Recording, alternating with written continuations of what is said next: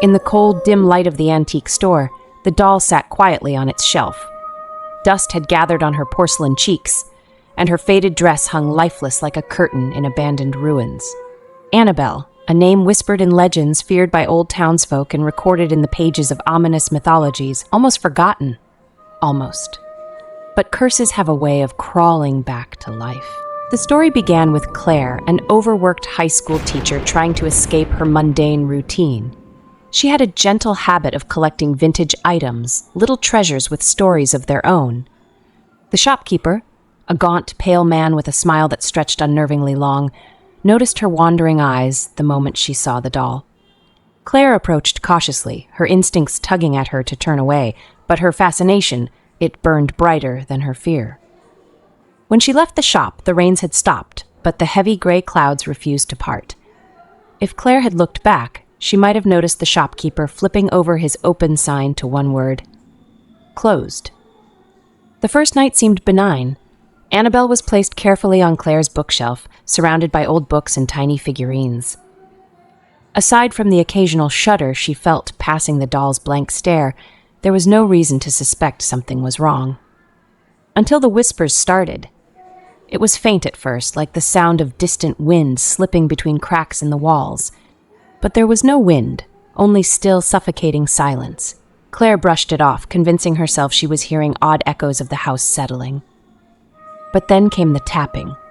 Night 2, Claire sat grading essays by the glow of her desk lamp. Tap, tap, tap. It echoed from the hallway behind her. Hesitant, she abandoned her papers and walked toward the noise, her slippered feet trailing softly against the hardwood floors. There was nothing in the hallway but darkness.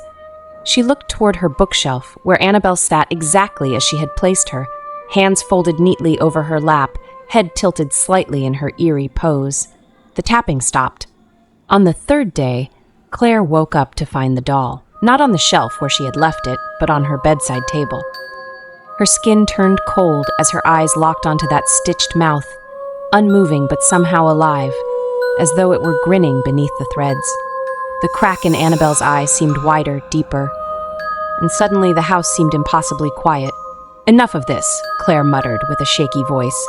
She tossed the doll into an empty box, sealed it hastily with duct tape, and left it in her closet, out of sight, out of mind. But Annabelle was not one to be ignored. That night, Claire dreamed of fire, walls consumed by roaring embers, shadows flickering like broken clips of film. And in the heart of the flames stood Annabelle unharmed, staring at her, lifeless, yet bursting with malevolence. A scream erupted in her dream as two hands shoved Claire awake. She jolted upright in her bed, gasping, her heart racing. The box in the closet empty. Annabelle sat on Claire's dresser. By now, Claire was a prisoner of her home, not because doors locked or walls confined her, but because fear became her cage. The doll's presence grew heavier and heavier each day, and nights became a descent into maddening whispers, phantom knocks, and dreams drenched in dread. She decided to do what anyone might, seek the shopkeeper who had given her this cursed creation. Yet when Claire returned to the antique store, it was gone. The dusty, abandoned building bore no sign of ever being open. No shelves, no lights, no trace of the mysterious man with his unsettling smile. And when she checked the address online, it was marked, demolished 2 years ago. But Claire never learned how her story ended. By morning, her house was abandoned. And Annabelle? Well, she sat untouched on the shelf as the for sale sign swayed gently in an unexplained gust of air. And somewhere, another collector would find her. Because Annabelle is patient, and curses, they love to be reborn.